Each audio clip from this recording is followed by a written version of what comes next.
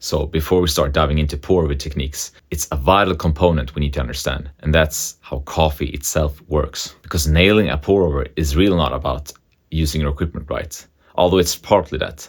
But the main issue is that people don't understand the coffee they're working with. So we're gonna start from scratch here. What is coffee? Coffee is a stone fruit.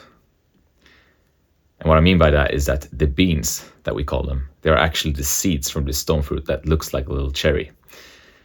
And coffee grows on little trees or bushes depending on where they grow and what variety it is. But as you can see on this picture, we have some green cherries, we have some yellow and some red. When it's green, it means it's not ripe. Similar to an apple. If we would pick an unripe apple, it would be very hard and sour and not tasty at all. And it's the same with the coffee cherry. Then on the other hand, if you pick the ripe cherry, it would be sweet and juicy. And for great coffee, we would like the ripe cherries. Okay. So let's move on. Coffee is a stone fruit, and it's called a coffee cherry, even though it is not technically a cherry, but it looks very similar to a cherry and also has a similar size. And then the bean that we call it is actually the seed, and this is what it looks like. Here's a coffee cherry that's cut in half, and you can see the skin here, and then you have a thick layer of pulp, and then you have some mucilage. Underneath here lies the coffee seed. So what we refer to as coffee beans is actually this seed that's protected by the pulp and the mucilage. Now, if we move forward here, one cherry usually gives 2 beans. So imagine if you pick a coffee cherry, that is 2 coffee beans. But there are exceptions. Sometimes you get one with 1 single bean, and that's called a pea berry. They will have a slightly rounder shape compared to a regular coffee bean. And you can also have coffee cherries that produce 3 beans. That's also very unusual, but it happens.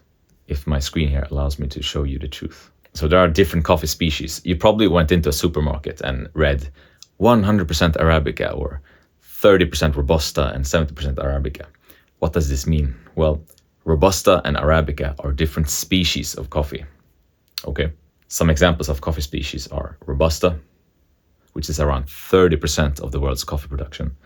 And then we have Arabica, which is the most popular coffee species, and that's 70% of the world's coffee market. Then we have some very rare varieties as well. For example, Eugenoides, which if you're very into coffee, you probably saw that people competing in coffee has used this variety to win these competitions. And we also have Liberica, but we're not going to focus on these. These are just some example of different coffee species. We're going to focus on Arabica. Okay, and if it says 100% Arabica on a bag, it doesn't really say a lot, because Arabica has hundreds of undergroups, and these are called varieties. And all coffee species has varieties. It's not just Arabica, but we're going to focus solely on Arabica here. So you have a species, then you have the variety. And just to name a few, we have SL28, Bourbon, Typica, Geisha, Caturra, and Java, just to name a few. And this is very important to how your coffee will taste, because yes, you have the species, but then you have the variety. And they all taste very different. For example, SL28 here, it's very common in Kenya, and it actually comes from Kenya. It's very known for its high acidity of red or black currant.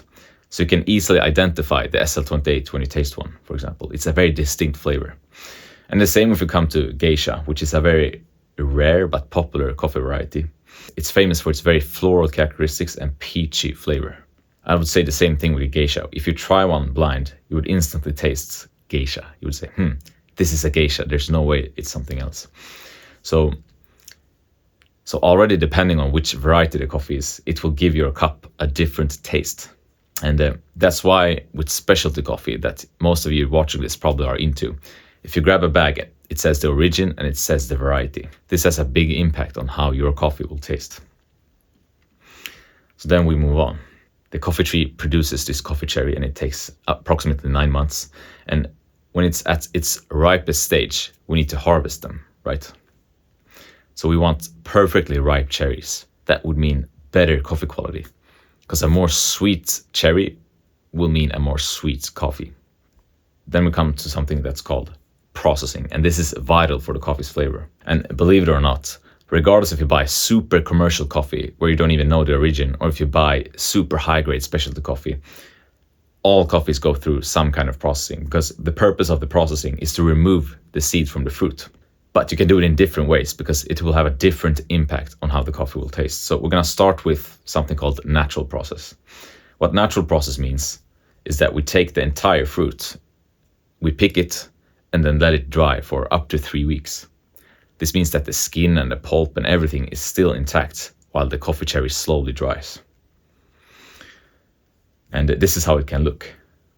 This is when we start the fermentation process. You can see the freshly picked cherries are laying on raised beds to dry. And then after some weeks, it will look like this. And at this stage, we have gotten some fermentation going in the coffee. Okay. And why does this matter? How does this affect the taste of your coffee? Well, and again, before I go to the taste of the coffee, after the fermentation process, then the seeds are separated from the cherry using a depulper that looks like this. But how does this affect your coffee? Why should you care?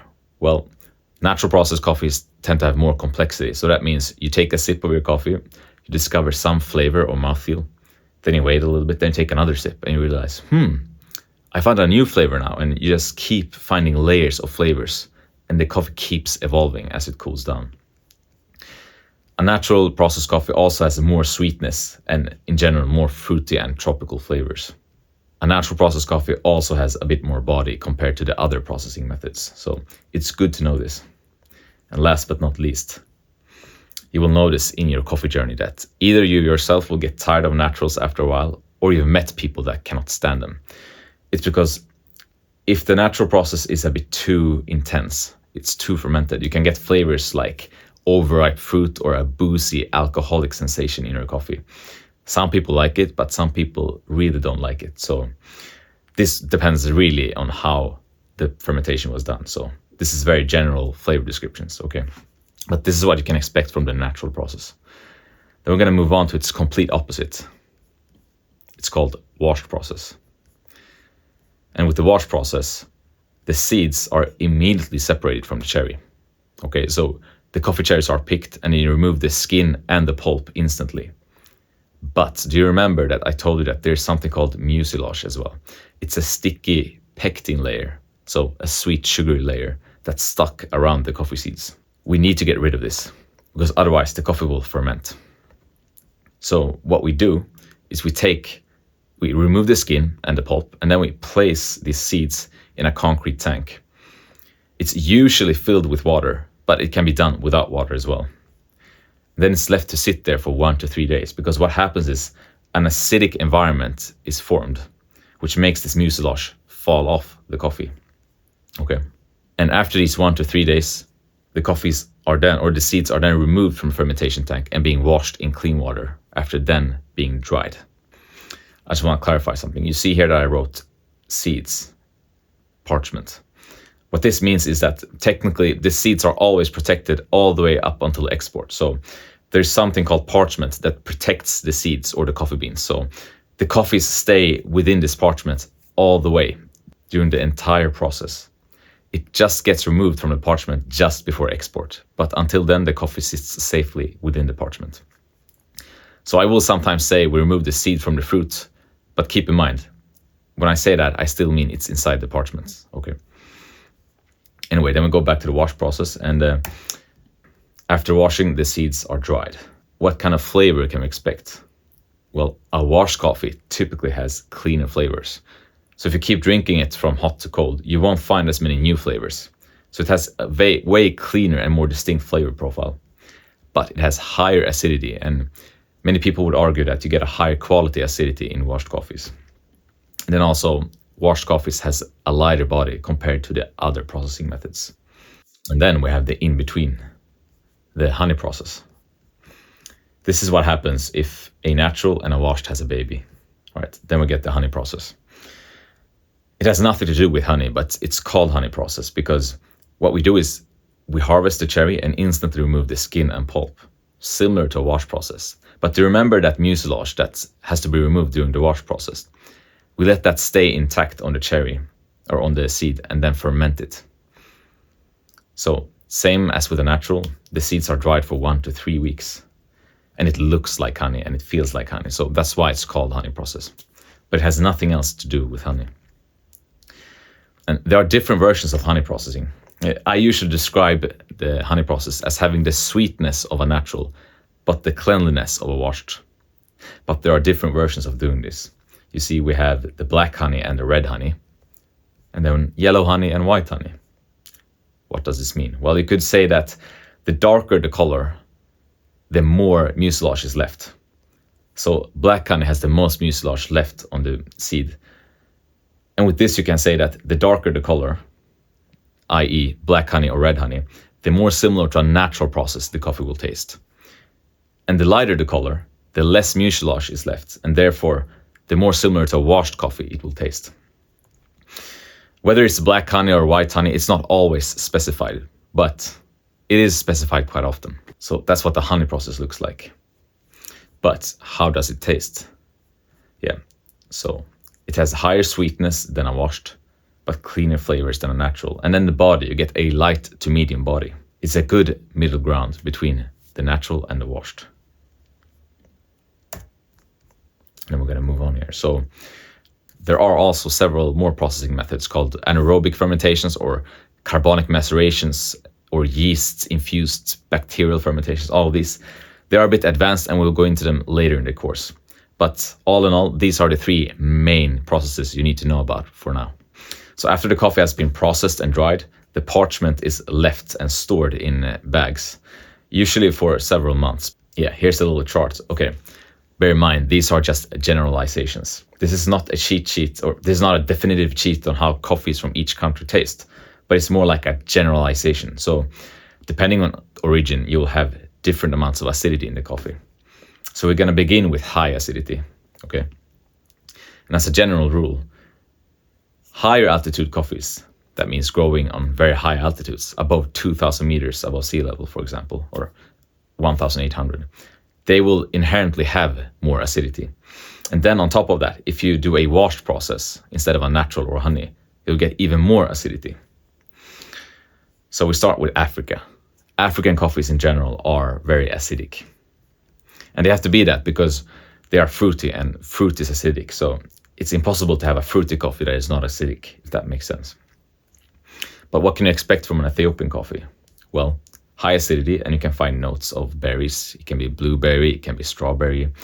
You find very floral characters, citrus, like lemons. You find stone fruits like peach or apricot. And it can also have a tea-like body, and sometimes it can taste like an Earl Grey tea, literally speaking, because of the florals and the citrus. So that's why I write tea-like here. Then if we move on to Kenya, if you love acidity, then Kenya should be your go-to because it's the most acidic coffees you can find. Do you remember earlier when I told you about a variety called SL28? It's very common in Kenya, and this variety itself tastes so much currant. And it's widely used all over Kenya. So a Kenyan coffee typically tastes like black or red currant. You can sometimes get some red berries and a hint of dark chocolate, but it's usually super acidic and juicy. So this is not for the faint of heart if you don't like acidity. And then we go to Rwanda and Burundi. Yes, they are 2 different countries, but I bunched them together here because they have very similar flavor profiles. Compared to other African coffees, you can expect a bit more earthiness and a more like orange and yellow citrus flavors. Sometimes it can remind of a green tea. You can find some berries like raspberry, and sometimes you have a potato flavor. This is a defect, but it occurs every once in a while. It's very annoying because it requires just one single bean that has this potato defect, and it can ruin the entire batch of coffee. But you usually smell this potato already when grinding the coffee, so more often I actually discover it before brewing the coffee. You cannot visually discover in any way if a bean has potato defect or not. It's only after you grind the coffee that you can smell it. So it's a very hard defect to find, but it happens to everyone every once in a while. So if you ever buy Rwandan coffee or Burundian coffee and get the potato flavor, don't just blame the coffee and say, hey, this is bad coffee. Instead, try to grind a new batch and see if you still get that potato defect, because chances are you just got one of the few bad beans in the bag. And then, of course, we have to go to Colombia. Colombia also has very high acidity.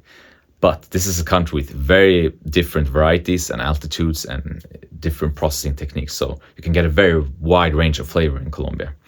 But in general, you get a very complex flavor profile, meaning the coffees can taste so different from each other. You usually get lots of red berries like raspberry, for example, or strawberry, but also red currant, like in Kenya. Then you can get stone fruits like peach, apricot, or plum. And you can also get lots of tropical fruits like passion fruit or pineapple. And on top of that, we have the florals. So yeah, for me personally, Colombia is my favorite coffee producing country right now. They do great coffees, but you can find a wide range of flavors. And once again, this is just a generalization. This is not a statement of this is exactly how coffees taste. You will always have exceptions to the rule, right? But this is just a generalization where you can start off. Now, we're going to go to low acidity coffees. And I'm going to be honest, if you're dealing with pour overs, you're probably not a person who seeks low acidity coffees. But every once in a while, it can be good to know how to find them. Maybe you're going to have a dinner party or something, and not everyone is a coffee enthusiast, and you want something that's more recognizable and forgiving. Then low acidity coffees usually grow on lower altitude. And if you process them as natural or honey, that will also lower the acidity. So let's begin with Brazil. This is the classic. Everyone watching this, you have tasted a Brazilian coffee 100% because that's what most cafes serve. It has this very generic coffee flavor that we associate with coffee. It's chocolatey, it's nutty, it has some caramel. If you're lucky, you get some red berries, but it's very unusual. And then we can go to Vietnam. Here we have woody flavors, nutty flavors, chocolatey, a bit of earthiness. And you can also find very bitter and rubbery flavors, but this is due to Vietnam producing lots of Robusta. Okay, so Robusta itself, the species, has these characteristics. But if you find Arabica from Vietnam, we can remove the rubber and bitter, but you'll still get some earthiness and that woody, chocolatey and nutty flavor profile. And then we have Indonesia, of course. That is very similar to Vietnam. You get the earthy and herbal character and some chocolatey and nutty and woody notes. Again, there are exceptions to the rule. I've drinking Indonesian coffees that are super acidic and fruity and complex and tropical, but that was an exception to the rule. And then, if you look for the more medium acidity coffees, it's a lot of South American coffees like Guatemala. There you can expect, a bit of nutty flavor, but it has a hint of fruitiness like apple and some stone fruits. But then you also get this sweet caramel and cacao. So that's a good choice if you kind of want a coffee that's not too acidic, but still has some layers of fruitiness to make it a bit more interesting than the average cup of coffee. And we have El Salvador, also one of my favorite origins right now. Because there you get the mix of, you can get like herbal flavors, nutty flavors, combined with fruity like red berries or red currants, and this nice floral characteristics. So also here, the acidity won't stick away too much. You'll get a good mix of body and acidity and sweetness. And then we have Nicaragua. There you get a bit more like caramel, apple flavor. It can be a bit of nutty character and some berries like blueberry or blackberry and chocolate. Not chocolate, but chocolate, like that. So these are just general starting points. If you're new to coffee and you want to try different origins, you can use this as a reference. But now, that's it. So we talked about, we have a species, then we have variety, then we have processing, and then we have different origins. So all of these things will affect the flavor of your coffee. But this is not winemaking. Because you see, a winemaker, when he or she bottles the wine, that's exactly how it will taste. Unless there's a contamination in the bottle that will further ferment the coffee or do something else, which I'm not a wine expert, so I don't know the terminology here. But if something changes in the wine bottle during transportation, something has gone wrong. Let's put it that way. But with coffee, you have all of these factors. Then the coffee gets exported and a roaster receives the coffee. Then the coffee gets roasted. But what can we expect here? Because the roasting affects the flavor as well. And that's what's interesting with coffee, because you have so many flavor nuances. But then the roaster can also affect the flavors in many different ways. So we're going to start down here. We have the light roast, which looks like this. You can see on the bean, it's a very light and matte color. If you're taking this course, chances are you're into light roast, because light roasted coffees, well, they have the most distinct and unique flavors. Okay, so if you take a coffee from any farm and you roast it light, that's when you'll get the most unique flavors and higher complexity. Okay, so even if you take coffee from one farm, but 3 different varieties from the same farm, if you roast them lightly, you will be able to find quite big difference between these 3 varieties. And a light roast is usually associated with fruity, floral characteristics and higher acidity. And then on top of that, you have a lighter, more tea-like body in a light roast. You also get very little to no bitterness in a light roast. So if you take it into context, the average cup of coffee you find in any cafe is medium, sometimes dark roast. So a light roast can sometimes appear more tea-like compared to the average cup of coffee. But you'll find more layers and more unique flavors in a light roast. So if you also buy a very rare coffee, they're usually roasted light, because it's the flavor nuances that we pay the extra price for. Because we're going to move on now to the next roast, and that's the medium roast. That looks something like this. You see, it's a bit darker, hints of oiliness on the beans, but it's not like catastrophical. And with a medium roast, you get less of that distinct flavor profile. You still have distinct flavors, so you can still taste, oh, this is Ethiopia, or oh, this is Colombia. You can detect that still with a medium roast, but you get a bit more bitterness and less of that acidity. So the acidity gets milder and the bitterness now is a bit noticeable. And compared to a light roast, a medium roast will have more body. So that's what you can expect. Comparing a light roast and a medium roast. The medium roast will have more body, but less interesting flavors, while the light roast will have more interesting flavors, but less body. And it's your pick. What do you cherish the most? And then we'll go to the final. This is the best. This is my favorite. It's the dark roast. I'm kidding. It's not my favorite. But each to their own. If you love dark roast, go for it. I'm going to teach you how to brew good dark roast as well. So here you see an oily and sweaty bean. That's because the bean has been carbonized. And the problem with dark roast here is that you won't find lots of high quality coffees that are super dark roast, because you get very little to no distinct flavors from the coffee. Because what's the point of buying a super high quality coffee that has been so much work put in just to cover all the flavor? Because when you roast the coffee dark, you basically hide the flavor of the coffee, and instead you add your own flavor, which is the ashy, smoky, and very bitter flavors. So if we go back to the example of taking 3 different coffees from one farm, if you would do that and you roast them dark, you feel very little difference between the coffees. But the thing with dark roast is, a lot of people drink coffee with milk and they don't want to change that. And I respect that. So if you really like milk in your coffee, a dark roast will be way better for you than, for example, a light roast. A dark roast also have a fuller and heavier body compared to light and medium roasts. But again, you get extreme bitterness and very little flavor nuance. So let's sum this up. Coffee is the seed of a stone fruit, which is called coffee. And it looks like a coffee cherry. And what we call the bean is actually the seed of this cherry. And to get the best possible outcome of a coffee, you want a coffee that is picked when it's ripe, so it has the highest amount of sugar content, because this means more acidity and more sweetness in your coffee. Then depending on how ripe the coffee is when picked, what variety the coffee is, and how it's been processed will affect the flavor a lot. If it's natural processed, you will get more complex flavors, you'll get more tropical and fruity and sweet flavors and a bit more body. But you might get a bit of alcoholic or funky flavors. If you do a wash process, you'll get a cleaner flavor profile with a lighter body, but you won't get any of these alcoholic notes. And if you do a honey process, it's the in-between. You get the sweetness of a natural and the cleanliness of a washed. But then moving on, you have all of these factors affecting the taste of the coffee. But then, of course, you have the origins. So depending on the origin you get the coffee from, you can expect very different flavor profiles. In general, African coffees are fruitier and way more acidic. Then we have South American coffees that are acidic or medium acidic. And then the lower acidic coffees are actually from Brazil, Vietnam, and Indonesia.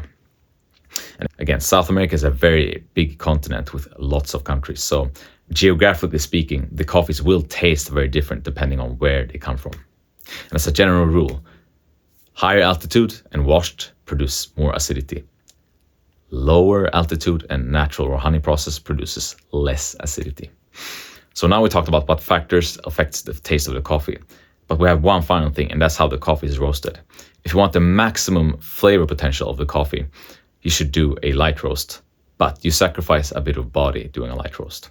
If you want the in-between where you get more body and some distinct flavors, you should go for a medium roast. And if you don't like acidity at all and don't want to taste how your coffee tastes, you should go for a dark roast. And that's it for now. See you in the next lesson.